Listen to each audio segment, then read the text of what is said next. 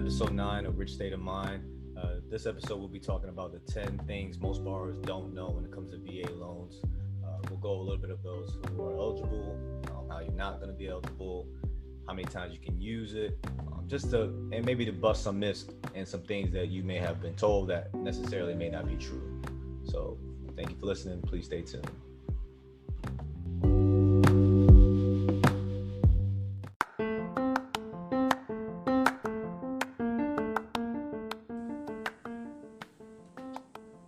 Please visit our site at www.richstateofmind.com, where we provide content on real estate, personal finances, and self-development. Share your story and information by posting a blog on our site so that the Rich State of Mind community continues to grow in knowledge. You can also follow our Instagram page at rich_state brand to find out about exclusive offers and discount promotions for our apparel.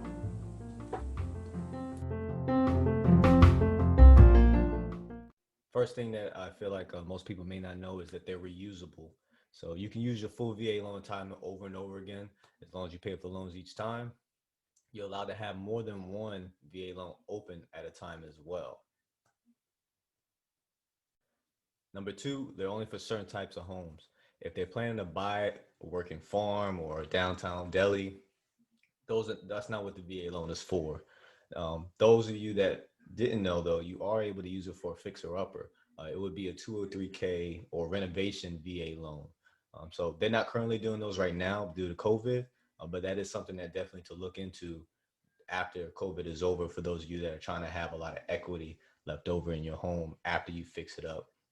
And that will require a lot of research, but I definitely think it's worth it. It's mainly designed for properties, though, that are move-in ready. Single-family homes, condos, multi-unit, only up to 4. I would recommend a lot of people, those of you that, especially that are single, definitely get a multi-unit, rent out one of them, or you live in one of them, rent out the other 3, or as big as you can get between the 1 to the 4. When it comes to move-in ready, the VA appraisal's pretty strict, at least in my experience. Definitely just even down to roof shingles being messed up and may not necessarily having a leak, but they are pretty strict about it. So there's definitely something to look into and make sure that when you pick a home that there are not too many damaging qualities in it. Even if you could probably fix it on your own, it has to be move-in ready at that time. Number 3, they're for primary residences only. Don't bother trying to use your VA loan benefits to buy an investment property. Like I said, unless you intend to house hack, which you live in one of the units and you rent out the other ones. That's about as close to your VA loan buying a property or house you can get to it being an investment. So number 4, the loans are not issued by the VA. The VA isn't in the business of issuing home loans. Instead, the agency provides a guarantee on each qualified mortgage loan, but they're guaranteed by the government. So if you have a VA entitlement, the agency typically guarantees up to a quarter of their loan amount. The guarantee gives lenders confidence and helps service members secure great terms and rules. So it's a pretty secure loan. I really haven't seen anything better than when it comes to the VA loan, especially really right now. It's pretty secure, and I can understand why a lot of people that are entitled to this particular loan, why they go for it. So number 5, they're available despite foreclosure or bankruptcy. So service members with a history of bankruptcy or foreclosure can secure a VA loan, even borrowers who've had a VA loan foreclosed on, and they could still use that VA loan. So that's a huge benefit because a lot of people, they come up and have bad history with credit, bad financial decisions. This loan still allows you to be flex and be able to, go to the next step in life and get a home.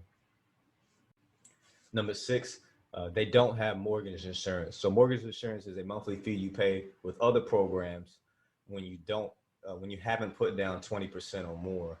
The VA's guarantee eliminates the need of any mortgage insurance or mortgage insurance premium, helping borrowers save even more money each month. So this helps. Usually I've seen, the PMI is what it's usually called. It usually charges about another $20, $25 a month extra as your loan amortizes, but still another good perk that maybe you didn't know about.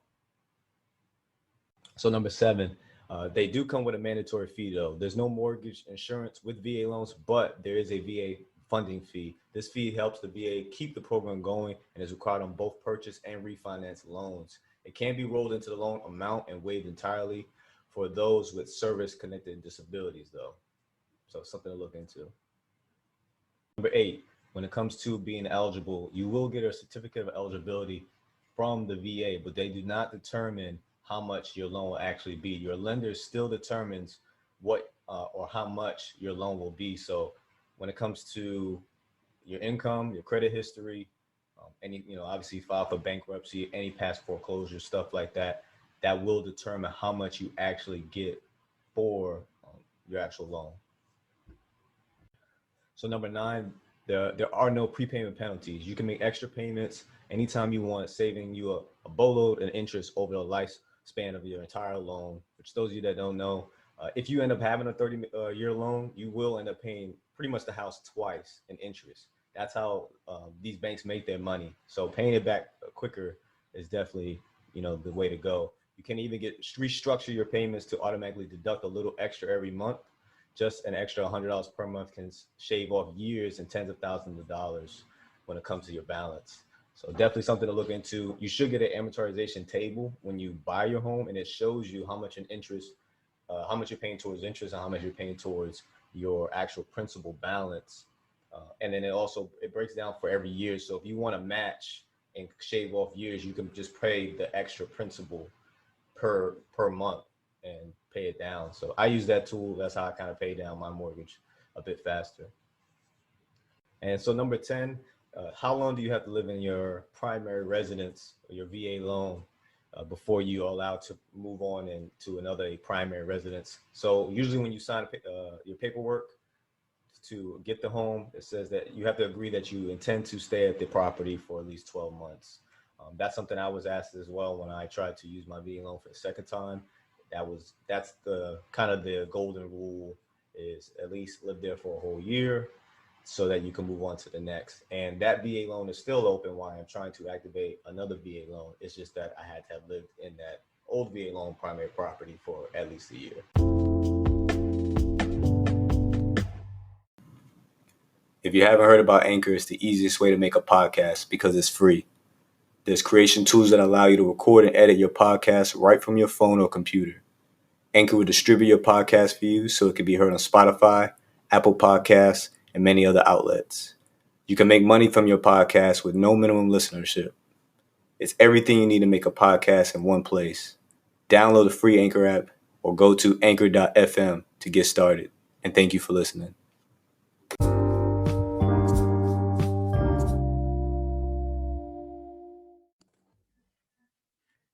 All right, so I just wanted to go over my personal experience with my first time using the VA loan, and how that build some confidence a bit into me wanting to use it in the future, and what I intend to do moving forward the next time I actually end up using it. So the first one was the HVAC system. So there are some stipulations, right? When you get the home, or when you're inspecting the home to prepare to buy it, there is some things that the inspector is going to find that off the bat he's going to say he or she's going to say, hey, this is not going to probably pass appraisal. And one of those things was my HVAC. Come to find out, the copper was being stolen out of the HVAC system, and so it wasn't working. And obviously that's inhabitable. So that was a hit.